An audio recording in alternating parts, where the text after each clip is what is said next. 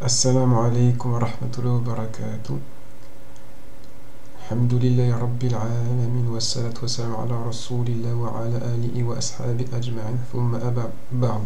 Rabbi shrah li sadri wa yassir amri wa uqdatan min lisani wa yafqahu qawli. Bismillahir rahmanir rahim. فاعف لهما جناح الذل من رحمتي وقل ربي ارحمهما كما ربياني صغيرا. Donc, salam, on se retrouve aujourd'hui toujours sur le sujet des thèmes du Coran pour vous parler une fois encore des bonnes actions. On est toujours sur la partie sur les bonnes actions. Et du coup, excusez-moi. Donc on est au 35e cours, comme je le disais la semaine dernière, on arrive bientôt vers la fin, Inch'Allah. On est donc sur les bonnes actions. Et comme je vous l'avais dit la semaine dernière, on est dans la sourate Al-Isra, la sourate numéro 17. Et un des compagnons du prophète alayhi salam a dit que celui-ci contenait les 10 commandements, notamment la partie qu'on regarde, les 10 commandements du musulman. Et on s'était arrêté sur cette image. Et par miséricorde, abaisse pour eux, donc on parlait des deux parents, l'aile de l'humilité, et il dit: ô mon Seigneur, fais-leur à tous de miséricorde comme ils m'ont élevé tout petit. Alors on avait vu que l'expression rabaisser l'aile de l'humilité, ça voulait dire ne pas montrer qu'on était complètement indépendant, ne pas montrer sa capacité à tout pouvoir faire tout seul devant ses parents, mais toujours leur montrer qu'on a besoin d'eux et de leur aide. Et aussi une capacité de protection. L'ordre s'inverse. Ils nous ont protégés quand on était petits, et quand eux seront plus âgés, quand eux sont plus âgés, c'est à nous de les protéger. Donc, il y a un inversement des rôles vers la fin de la vie de nos parents.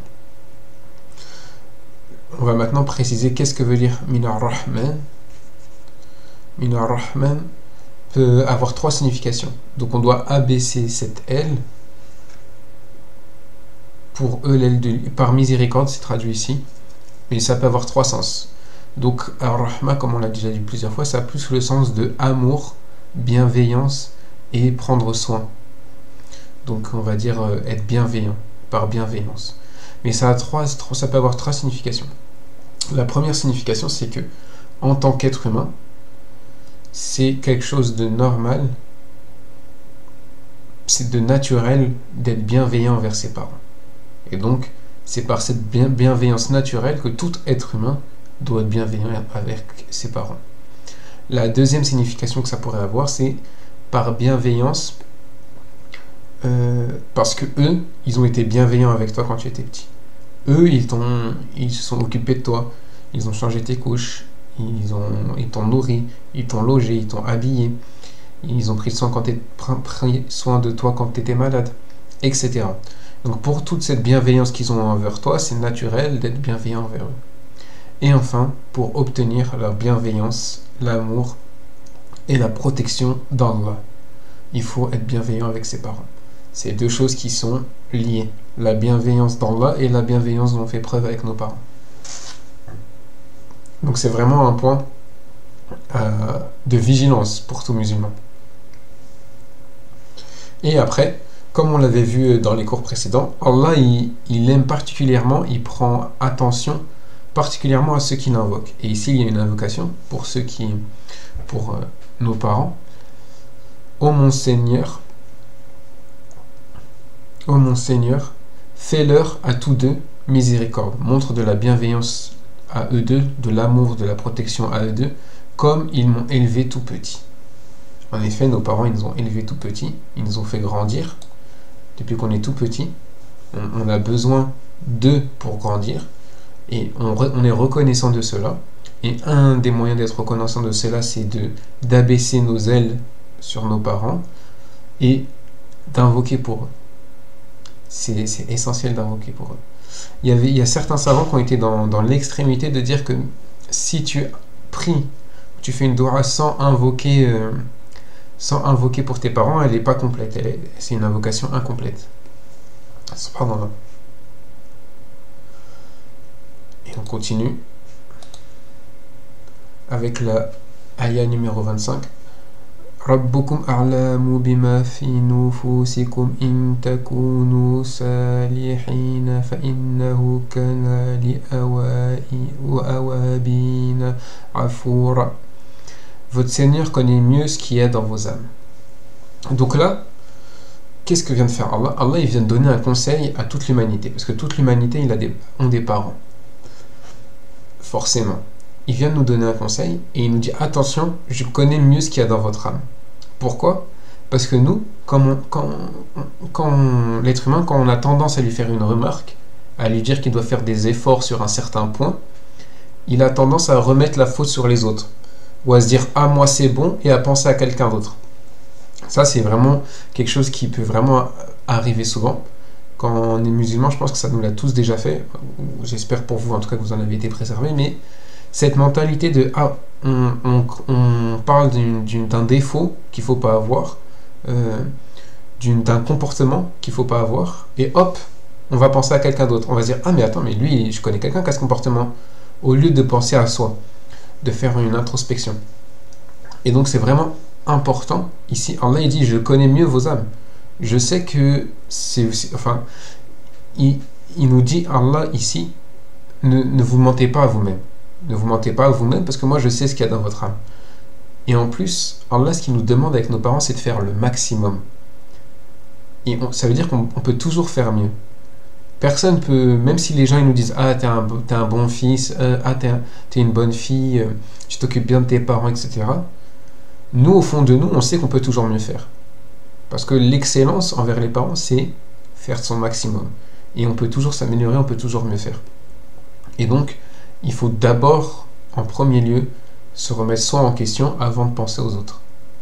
C'est une preuve de sincérité. Donc il faut faire attention à que les compliments des autres ne nous mettent pas dans une situation où on est dans l'inaction. Comme on m'a complimenté, bah ok, bah j'arrête, je fais pas plus d'efforts pour mes parents. Non. Les compliments par rapport à ça ne doivent pas nous faire dévier de la réalité. Et la réalité, c'est qu'on doit toujours faire mieux, du mieux qu'on peut avec nos parents. Après, Allah, il dit, parce qu'il sait que sûrement on fait des fautes, des erreurs, il dit, si vous êtes bon, si vous essayez de faire le bien, certes, Allah, il pardonne à ceux qui reviennent en se repentant. Il y a plusieurs mots pour se repentir. Il y a le taouba que vous connaissez tous, mais là c'est awab. El awab, c'est différent.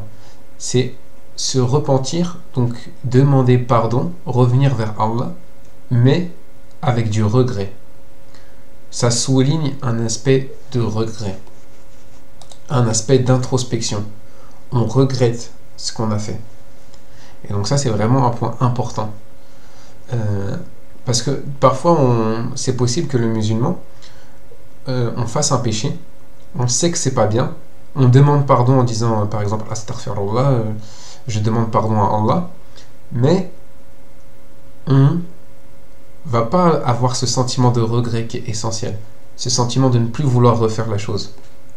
Et c'est ça que Allah souligne ici.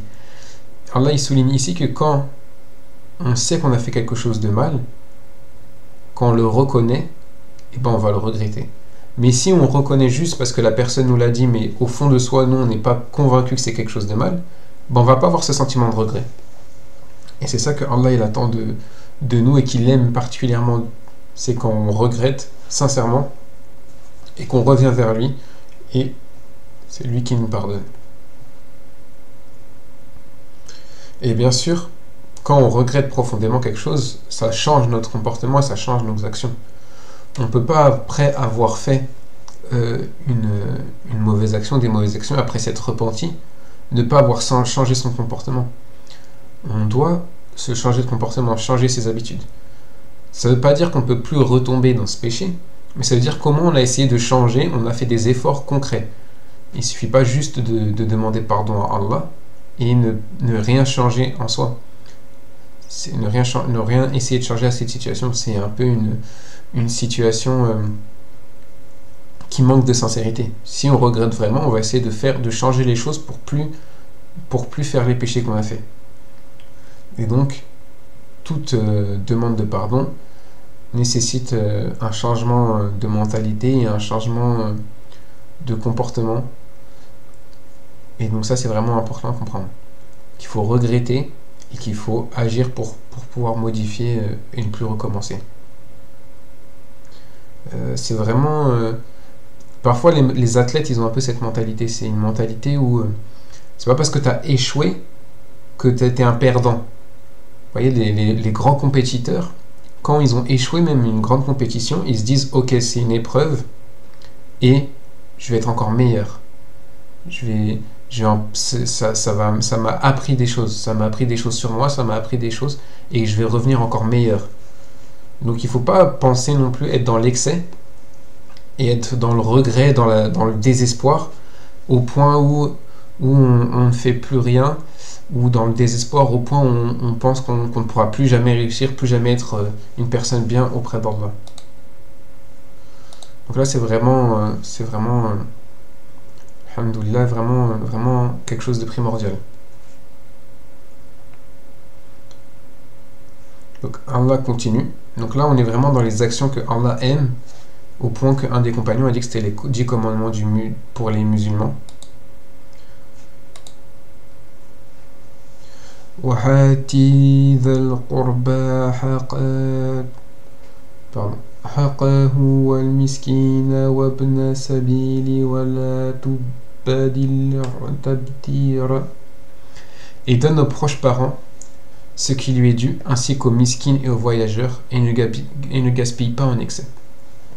Alors, Dhal Qurba, c'est traduit par les proches parents, parce qu'il y a beaucoup de savants qui l'ont compris comme ça. Mais Dhal Qurba, c'est ceux qui détiennent la proximité. Et donc, il y a des savants qui disent, en fait, c'est toutes les personnes avec qui tu es proche. Toutes les personnes avec qui tu es proche. Ça veut dire que ça peut même être des amis, mais ça inclut forcément ta famille, parce qu'ils sont proches de toi, même si, forcément par le sang, par le lien du sang. Donc, c'est forcément ta famille, et il y en a même qui vont jusqu'à inclure les amis et les voisins, par exemple. Et donc là, Allah, il nous dit quoi? Il nous dit qu'une des choses qu'il aime de nous, c'est qu'on donne à ses proches parents. Et pourquoi Allah, il souligne souvent de donner à ses proches? Il y a plusieurs sagesses derrière ça. Mais souvent, une des mentalités quand on donne de l'argent, c'est de donner, par exemple, en Afrique, de donner en Asie, de donner dans des pays pauvres, des gens qu'on ne connaît pas. Et on ne va même pas penser à nos proches. Et ça, c'est un défaut.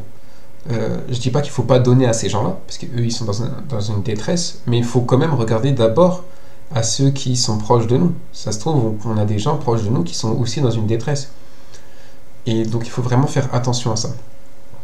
Et parfois, ça peut être parfois un peu compliqué de donner à des proches, parce que dans une famille, les relations, elles sont souvent dans un extrême. C'est-à-dire qu'on aime nos proches plus qu'on aime un inconnu en général, mais si ça se passe mal avec nos proches, on va avoir de la rancœur, de la jalousie ou de la haine encore plus fort avec ses proches, sa famille, qu'avec des gens extérieurs de la famille. Donc il faut vraiment faire un travail sur soi pour donner à sa famille. Et je sais qu'il y a même dans des familles où, par exemple, si tu donnes à ta belle famille, bah, tes parents ils vont te le reprocher. Parce que tu n'as pas donné à eux, tu as donné à ton autre belle famille, etc. Et il faut vraiment ne pas avoir ce genre de mentalité et ne pas oublier ses proches. Et avoir une attention particulière. Parce que comme c'est nos proches, on a parfois l'impression qu'on n'a pas de relation, peut-être avec de l'argent ou pas de relation, dans le sens de relation financière. On les côtoie, mais on doit quand même ne pas les oublier, surtout s'ils sont dans la nécessité. Ça doit être les premières personnes auxquelles on pense, et c'est pas forcément le cas, donc c'est vraiment un très bon rappel. Aussi, il faut se rappeler que Allah il a mis des priorités pour nous, notamment les mamans, mais il ne faut pas oublier aussi qu'il a dit, par exemple, dans un hadith du prophète que les mamans, les tantes les sœurs de nos mamans, donc nos tantes maternelles, sont comme nos mères. Donc, en islam, sachez que nos tantes maternelles ont vraiment une très grande importance au point que le prophète sallam les a comparées à nos mères, à notre mère. Donc, il faut vraiment faire attention toutes ces relations qu'on a dans notre famille. On est peut-être dans une culture qui ne fait pas trop attention.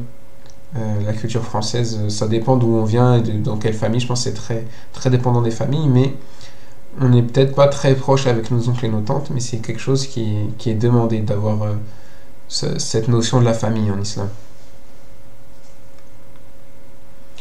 Après cela, Allah il rajoute wal miskin. Alors miskin c'est souvent traduit par pauvre, mais je vous l'ai déjà dit, en fait c'est un mélange de deux racines, je suis parti en anglais, excusez-moi, de deux racines. C'est masaka et sakana. Et en fait, ce mot veut dire c'est quelqu'un qui est dans une situation qui est bloquée. Il est bloqué. Il est dans une mauvaise situation, dans une impasse. Il est bloqué, il ne peut pas s'en sortir. Je vous prends un exemple. Quelqu'un, toute sa vie, il a été designer. Il a designé des sites ou je ne sais quoi. Et hop, il a eu un problème aux yeux et il devient aveugle, par exemple. Et toute sa vie, tout ce qu'il a su faire, lui, c'est du design. Et donc là, il va être dans des problèmes financiers.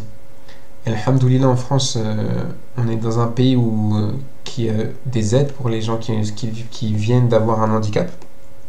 Mais c'est pas forcément un handicap, ça peut être quelqu'un qui perd son travail dans un poste où il a été toute sa vie, il sait rien faire d'autre, et maintenant il a été remplacé et il est complètement bloqué. Il trouve plus de travail parce que, je sais pas, il a 5 ans avant la retraite, 10 ans avant la retraite, donc il est assez âgé, plus personne ne veut le recruter, et il est bloqué.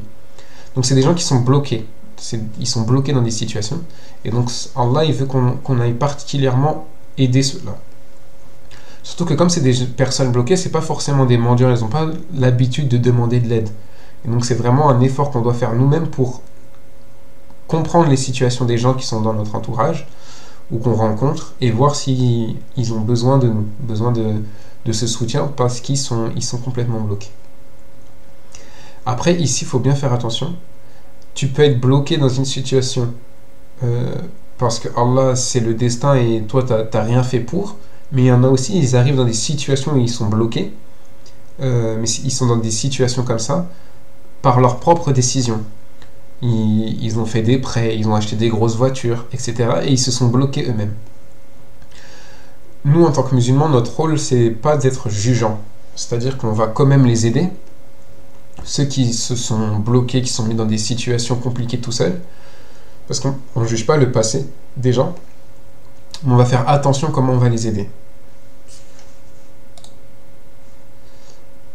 Miskin, ça peut être pauvre, mais ça veut dire plus que pauvre. Miskin, ça veut vraiment dire quelqu'un qui est... En fait, c'est quelqu'un qui est en difficulté financière, oui, mais il n'est pas juste pauvre, il est en difficulté financière et il ne peut pas s'en sortir tout seul. C'est pas quelqu'un qui est au chômage et juste il veut pas travailler, par exemple.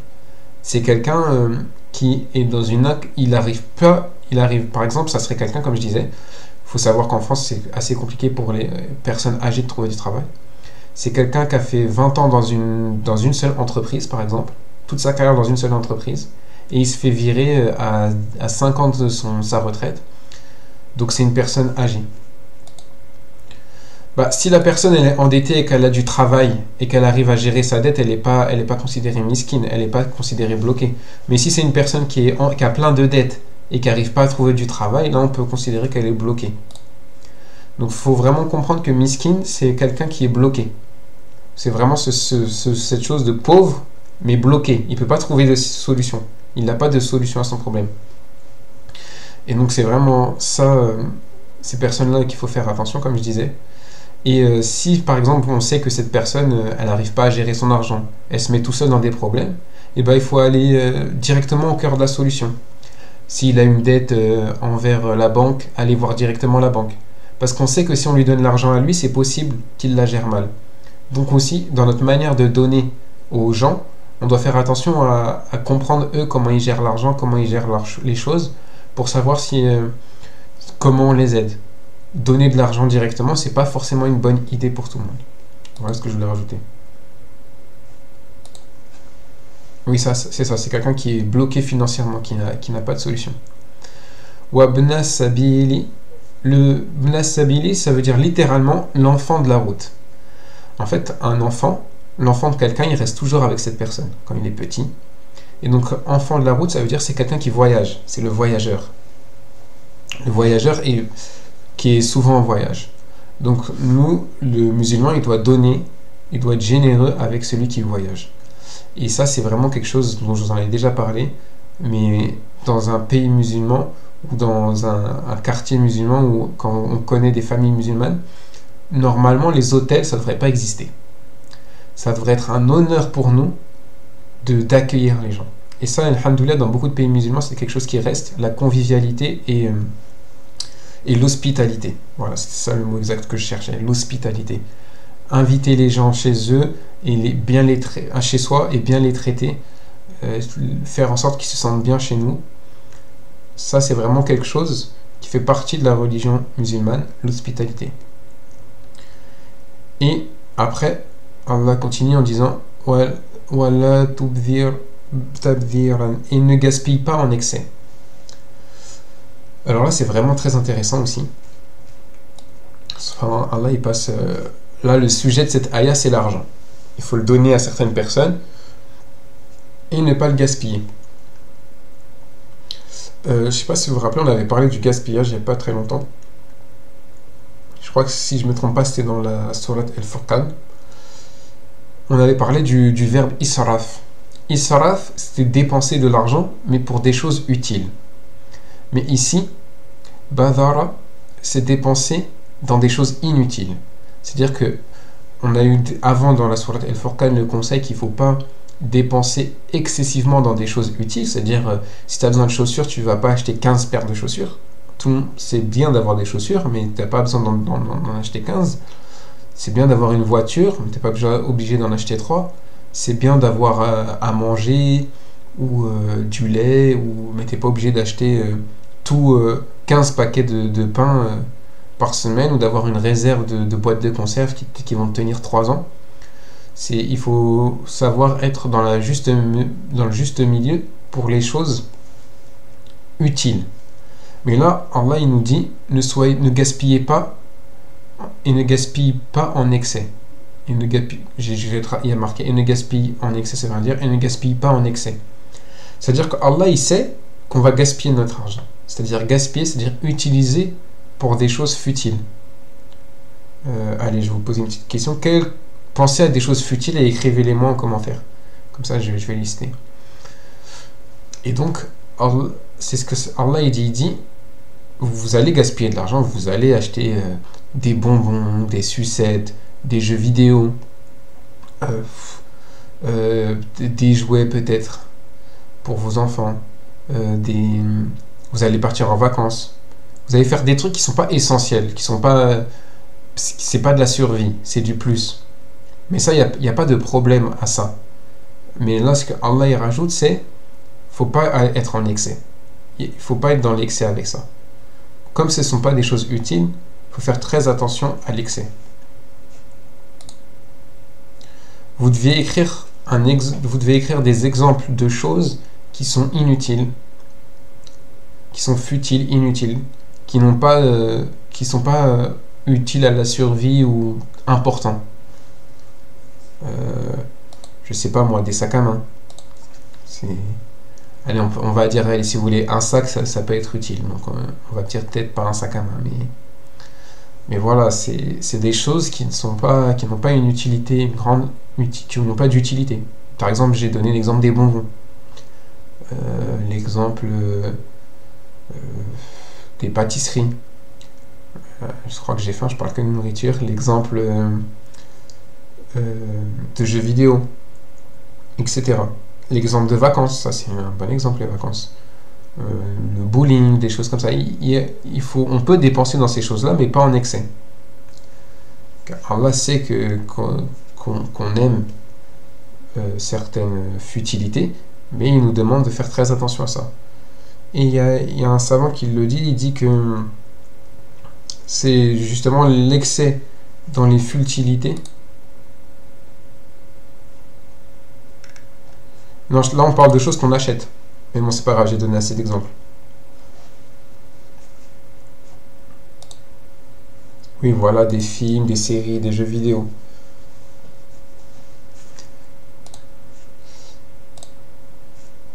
Exactement, les voyages. Et donc du coup, Allah il dit que ça peut être un jeu dangereux, ça peut devenir dangereux. Et on va continuer. Il le précise dans la ayah qui suit. Excusez-moi.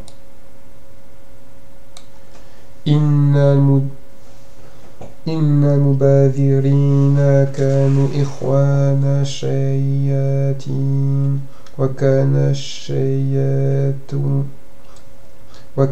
الشيطان لربه كفورا.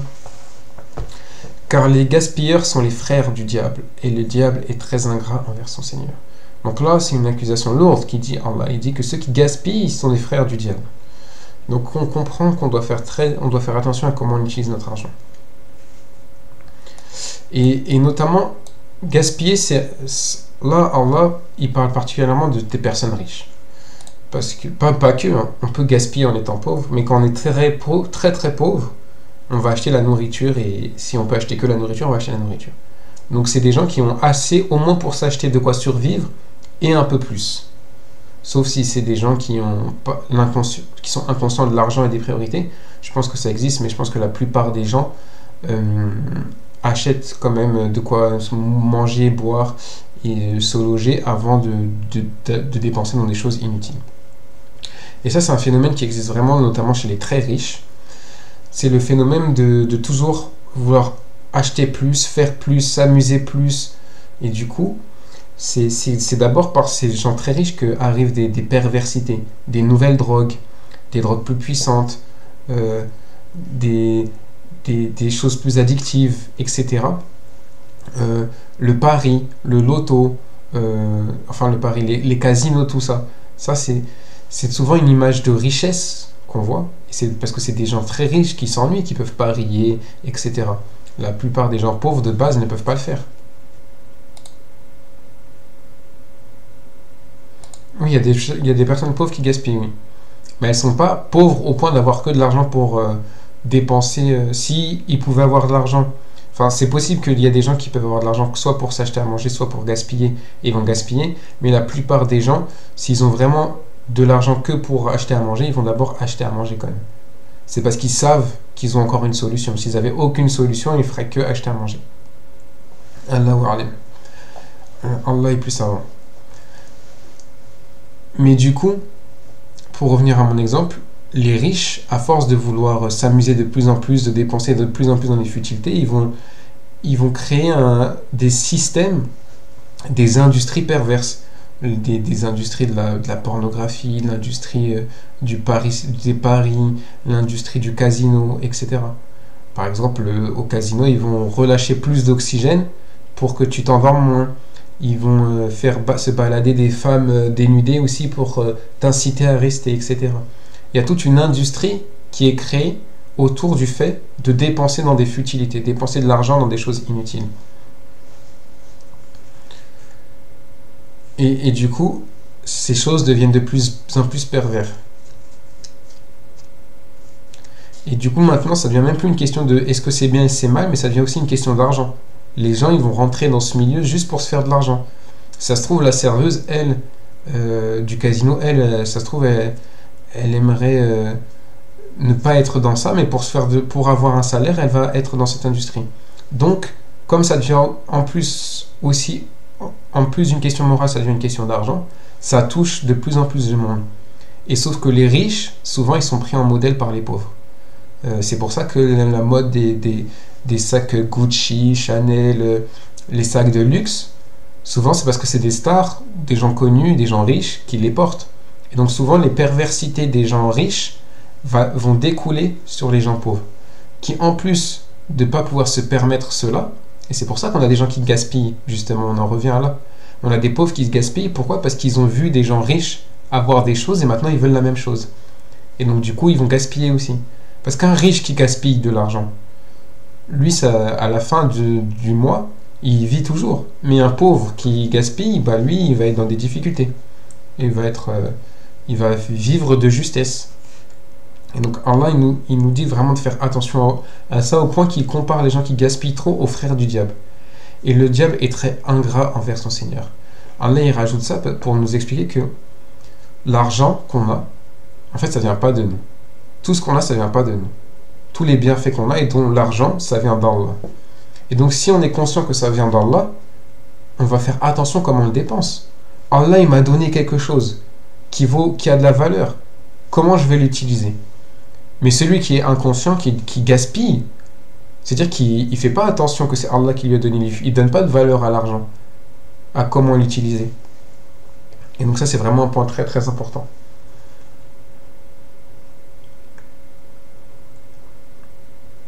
On doit vraiment penser à l'argent comme un privilège et du coup faire très attention à comment on le dépense. C'est sur ces mots que je vais finir, Inch'Allah.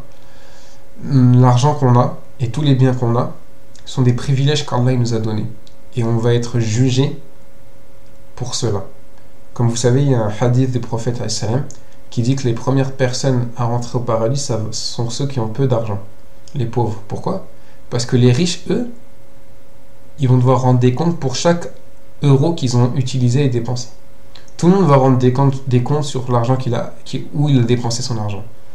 Et donc ceux qui ont beaucoup d'argent, ils vont rendre des comptes sur tout l'argent qu'ils ont dépensé. Donc faites très attention à comment vous dépensez votre argent.